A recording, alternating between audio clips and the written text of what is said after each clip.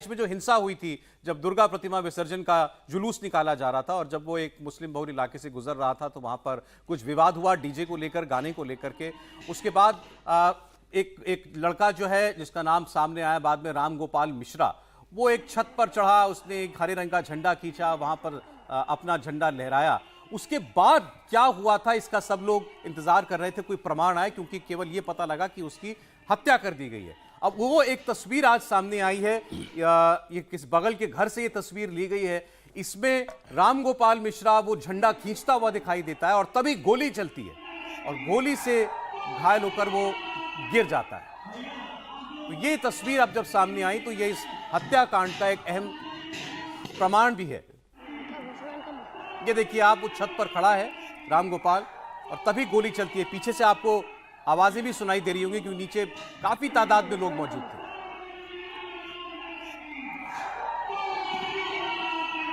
ये घर है अब्दुल हमीद का जो अब फिलहाल फरार है। एक और तस्वीर भी आई है, वो भी अभी आपको हम दिखाएंगे, जिसमें अब्दुल हमीद अपने दोनों बेटों के साथ इसी छत पर खड़ा हुआ दिखाई देता है।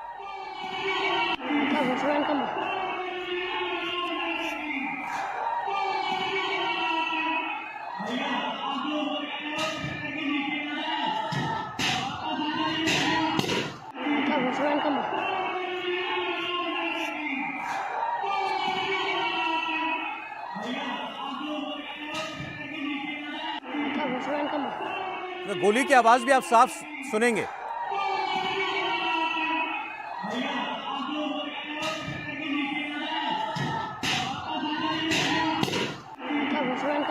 छर्रे ये गोली चलने के बाद जो है वो राम गोपाल के शरीर पर पाए गए हैं। जब उसका पोस्टमार्टम हुआ, राम गोपाल मिश्रा की मौत के बाद बहराइच में हिंसा भड़क गई थी।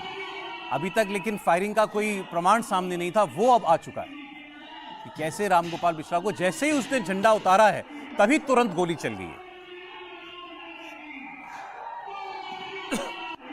मतलब गोली चलाने वाला वो पूरी तरीके, वो जैसे ही ये नीचे जुलूस निकल रहा था, विवाद हुआ, असला लेकर के कोई तैयार था और जैसे ही ये व्यक्ति राम गोपाल छत पर चढ़ा है तभी तुरंत गोली चला दी गई। क्या कहेंगे इस पर हर्षवर्धन जी? नहीं, मुझे लगता है सर कि ये पूरी घटना जो है ना, इसमें बहुत कुछ है जो अभी सामने आना बाकी है। जिस तरह से ये हत्या दिख रही है, छत पर वो झंडा उतारता है, झंडा लहराता है और उसको गोली लग जाती है, इसका सीधा सा मतलब हुआ कि ये प्रतिमा विसर्जन का जुलूस जाएगा, उस जुलूस के रास्ते पर रहने वाले उन घरों में लोगों ने पहले से तैयारी कर रखी थी। इसका सीधा सा मतलब हुआ, क्योंकि बिना तैयारी के आप इतनी जल्दी में बंदूक लेकर आए, निशाना साध कर मार दिया, गोली लग गई। और अब जो एक कहा जा रहा था कि उनके घर में एक लाइसेंसी बंदूक थी, और कल भी मैंने कहा था कि 12 बोर का ही छर्रा होता है जो जिसको कहें कि अलग अलग वो लगता है, क्योंकि और तो गोली सीधे आर पार हो जाती है। तो ये एक क्या अभी तक पुलिस की तरफ से ये जानकारी दी गई, क्योंकि दूसरी जानकारियां तो आई हैं, ये जानकारी स्पष्ट नहीं, और अभी तक ये लोग पकड़े नहीं गए। जो सबसे ज्यादा इसमें थोड़ा सा परेशान करने वाली बात है कि अभी इनमें से कोई पकड़ा नहीं गया। जितने लोग गिरफ्तार हुए उनकी अभी कोई भूमिका तय करके नहीं बताई गई है, जो ज्यादा चिंता की बात है। और अगर किसी प्रतिमा विसर्जन वाले जुलूस के रास्ते पर इस तैयारी से लोग रह रहे हैं तो वो फिर थोड़ा सा ज्यादा। वो देखिए दूसरी तस्वीर भी आई है ना, जब नीचे जुलूस निकला, विवाद हुआ, उसमें जो अभी तक पता चल रहा है कि वो अब्दुल हमीद और उसके दोनों बेटे जो हैं वो आपको छत पर दिखाई दे रहे हैं। इन्हीं में से कोई एक व्यक्ति नीचे गया, उससे जाकर के डीजे का वो पिन ड्राइव निकाल दिया। दुर्भाग्य है कि आज तक हम लोग अब्दुल हमीद को वीर अब्दुल हमीद के नाम से जानते हैं। ये देश याद करता है, कोई भी भारतवासी वीर अब्दुल हमीद, वो टैंक, वो युद्ध, मतलब वो कैसे देखता है वो आप सोचिए। और आज हम कैसे देख रहे हैं, एक व्यक्ति जिसकी छत पर एक झंडा लगा था, उस अब्दुल हमीद के घर पर जाकर एक झंडा उसने उतारा, और उसको वो निश्चित तौर पर गलत काम था। किसी को किसी के घर पर चढ़कर कोई धार्मिक झंडा तो छोड़िए, लेकिन सामान्य झंडा भी तो देखेंगे। नहीं, मैं इसीलिए कह रहा हूं, उसके पहले क्या हुआ है, उसके पहले इधर का झंडा उतारा गया है, डीजे बंद कर रहा है, इसीलिए कह रहा हूं, गाली दे रहा है, तो फिर उसको पूरी गुस्से में चढ़ा है। वो ठीक बात है, लेकिन फिर भी उसको कंडेम करते हैं, फिर भी उसको कंडेम करते हैं। आप उसको जाकर, इसके लिए पुलिस है, इसके लिए पुलिस के पास जाकर, और जब हम ये कह रहे हैं तो हम तुरंत ये बात करते हैं कि आखिर फिर हत्या करने वाले लोग कौन थे, कि झंडा उतारने तक पे तो इतना हो गया, लेकिन हत्या जिसने की, जिन लोगों ने हत्या कराई है, जिसने साजिश की है, अभी तक उनके खिलाफ कोई बोलने को तैयार नहीं। तो जिन लोगों का पहले झंडा उतारा वो तो हत्या की तैयारी से नहीं गए थे ना कि हमको गोली मार देनी है। इसका जो दूसरा पहलू है कि जो लोग नीचे आए थे, जिन्होंने डीजे बंद कराया कि ये गाना बंद करो, और उसके बाद गाली गलौज किया है, झंडा छीना है, तो इनकी तैयारी तो नहीं न थी कि हमको गोली चलानी है, हमको मार देना है उसको। ये पूरी तरह से ये पुलिस की लापरवाही है। जबकि दूसरी ओर से आपकी तैयारी है, आप जाके झंझट करते हैं, फिर एक आदमी गुस्से में जब यहां तक हो जाता है कि हमको रोक रहा है, हमारा कर रहा है, तुम्हारा झंडा क्यों रहेगा, वो एक रोष पैदा होता है और उस रोष में वो ऊपर चढ़ता है। हालांकि उसमें भी उसको पेशेंस रखना चाहिए, हम लोग कह सकते हैं, लेकिन जब सामने वाले किसी को लग रहा है कि हमारे धर्म का अपमान हो रहा है और उस गुस्से में वहां चढ़ता है, और उस रूप में जो है, अभी तो मान लीजिए वीडियो आ गया है जो पोस्टमार्टम रिपोर्ट है। कल मैं आप ही के टेलीविजन पर देख रहा था, रात में आपके यहाँ का कार्यक्रम और दूसरी जगह भी देखा, और फिर अखबार में जो पढ़ा हूं, दिल दहल जाता है कि ये इस प्रकार की बर्बरता आती कहां से है, कौन सी आइडियोलॉजी है जो इस सोच तक ले जाती है कि इसके साथ ये करो। ये तो हम लोग सल्तनत काल में, मुगल काल में पढ़ते रहे कि जो पकड़ के आया उसको कहो कि इस्लाम स्वीकार करो, नहीं काटा उसका पहले जीभ काटो, उसके पहले आंख में सुई घोंपो, पहले जो है जैसे औरंगजेब ने दारासी को कहा कि पहले इसको जलते हुए लोहा से इसको डालो, ऐसे नहीं डलता तो इसके हाथ काटो, इसके जीभ काटो, इसका आंख निकालो, फिर इसको दौड़ाओ। ये उस समय हम लोग सुनते थे और वो इतिहासकारों ने प्रमाणित किया है। अगर वो मानसिकता किसी न किसी रूप में आज तक है, तो ये कोई छोटी ये घटना जो भी था उस वहां जिसने भी गोली चलाई है उसके लिए ये इसका झंडा खींचना रामगोपाल का और छत पर जाकर झंडा लहराना इतनी बड़ी प्रोवोकेशन थी कि उसको लगा कि इसकी हत्या भी हो जाए। नहीं, लेकिन दो बातें हैं। बोलिए। नहीं, दो बातें। एक तो ये कि इसका मतलब लगता है कि पहले से भी कुछ तैयारी आपने कर रखी थी, जाहिर है कि नाराजगी, गुस्सा जो भी था मन में, हो सकता है विसर्जन के जुलूस को लेकर भी हो, या ये भी हो सकता है कि उनको लग रहा हो कि मैं बार-बार कह रहा हूं सर, आप उस सड़क पर अगर जो तस्वीर आई गौर करेंगे, जो हम लोग जो ने उस दिन से जो लगातार देख रहे हैं, द्वार बना हुआ बिल्कुल इस घर के सामने। हाँ।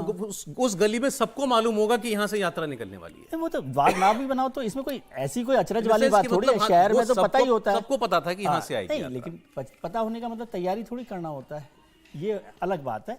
और दूसरी, पुलिस की लापरवाही इसमें साफ साफ दिखाई दे रही है कि जिस तरह से हुआ, पहले नीचे जो हुआ सड़क पर और ऊपर छत पर जो हुआ, दोनों ही पुलिस की लापरवाही है।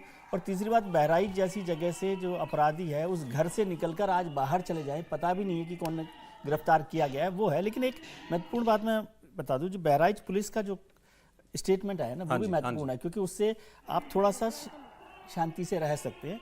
उसमें बहराइच पुलिस ने कहा है कि दिनांक 13, मैं उसी एग्जैक्ट पढ़ देता हूँ, 13/10/2024 को कस्बा महाराजगंज थाना हरदी जनपद बहराइच में घटित घटना से एक हिंदू व्यक्ति की हत्या के संबंध में सोशल मीडिया में सांप्रदायिक सौहार्द को बिगाड़ने के उद्देश्य से भ्रामक सूचना, जैसे मृतक को करंट लगाना, तलवार से मारना एवं नाखून उखाड़ना आदि बातें फैलाई जा रही हैं, जिसमें कोई सच्चाई नहीं है।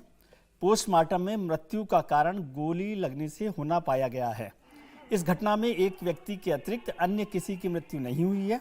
अतः सभी से अनुरोध है कि सांप्रदायिक सौहार्द को बनाए रखने के लिए अफवाहों पर ध्यान न दें, में भ्रामक सूचनाओं को प्रसारित न करें। ये बहराइच पुलिस का सोशल मीडिया पर स्टेटमेंट है। मतलब गोली मारी और कोई बर्बरता नहीं हुई, हाँ, ये कहने का मतलब है ना? मतलब ये पुलिस का स्टेटमेंट। मृत्यु का कारण देखिए फिर उसमें जो मैंने सर छोड़े इस विवाद में पढ़ने का कोई मतलब नहीं है। मैंने सीएमओ का बयान सुना है, सीएमओ को जो वहां के हैं, और उन्होंने कहा कि गोली लगी, छर्रे लगे, जगह जगह उसको घाव था, पैर के उसके 2 नाखून जो हैं वो उखड़े हुए थे और आंख के पास उसके घाव का निशान था। देखिए, मैंने सीएमओ को भी सुना, जो बहराइच पुलिस ने कहा है बिल्कुल हम लोग भ्रामक सूचना नहीं फैलाते हैं, बात कर रहे हैं उसी पर।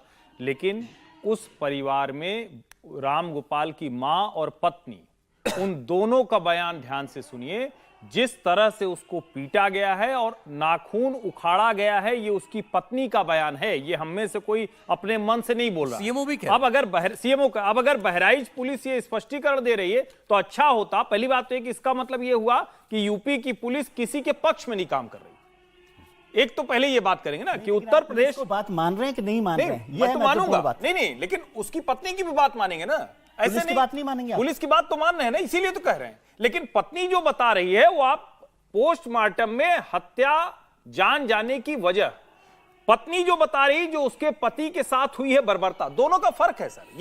ये कोई इतनी भी रॉकेट साइंस नहीं कि इसको हम अलग अलग करके न देख सकें। और मैं फिर कह रहा हूं, हम में से किसी ने नहीं कहा किसी और की जान गई, जान सिर्फ एक की गई है, लेकिन झंडा उतारना ये बड़ा हो गया और उसकी मौत ये छोटी हो गई, ये ज्यादा चिंता की बात है, ये खतरनाक है। और मैं फिर कह रहा हूं, बहराइच पुलिस को चाहिए जो लोग राम गोपाल के हत्यारे हैं उनके साथ क्या किया गया, वो पकड़े गए या नहीं पकड़े गए, उनके खिलाफ सबूत क्या है वो बताएं। अब अरशद बदनी साहब का स्टेटमेंट मैं पढ़ रहा हूं। अरशद बदनी जी जमीयत उलमा हिंद के अध्यक्ष हैं और इनका कहना है कि बहराइच में हिंसा के बाद मुसलमानों पर एक तरफा कार्रवाई हो रही है। समीर जी आगे, प्रशासन हिंसक घटनाओं को रोकने में विफल है।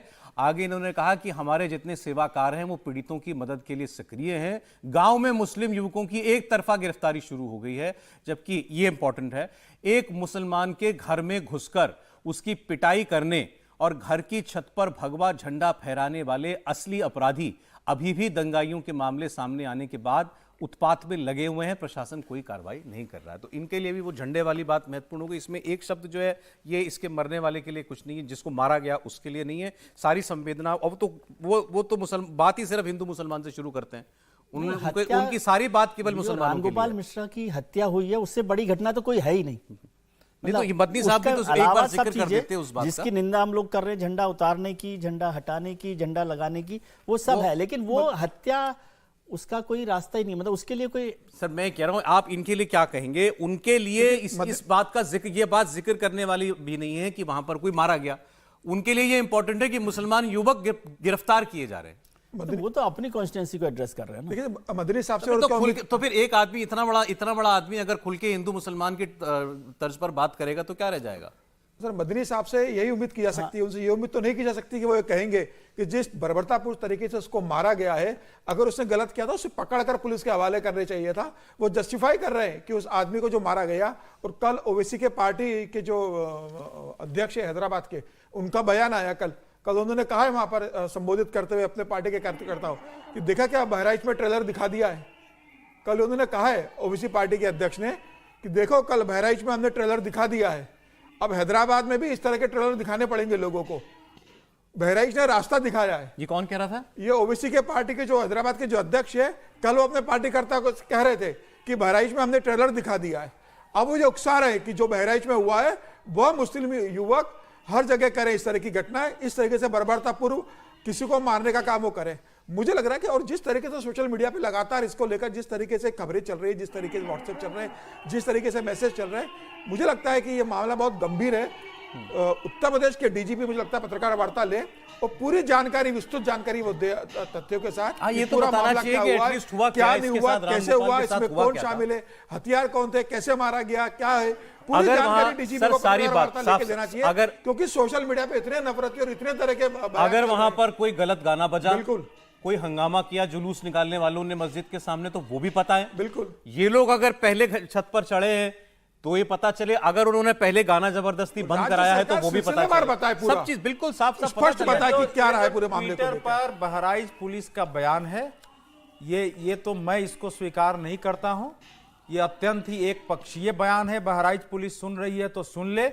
ये आप क्या खंडन कर रहे हैं कि उसका नख उखाड़ा गया है, तो उसमें लिखिए कि हाँ उसके नख की जो बात है वो गलत है, उसके आंख के ऊपर की चोट टॉर्चर है तो लिखिए। तो ये तो ऐसे नहीं चलेगा। मृत्यु का कारण तो गोली लगनी हो गई है, उससे बातें स्पष्ट नहीं होती है। उसके पीछे के कारण, उसके आगे के कारण कोई भी फैला नहीं रहा है। बहराइच पुलिस की विफलता की कहानी है, बहराइच की हिंसा। ये हमेशा ध्यान रखिए और उसको ठीक करने की बहराइच पुलिस को कोशिश करनी पड़ेगी। आप ये नहीं, ये बयान देने का अर्थ क्या है?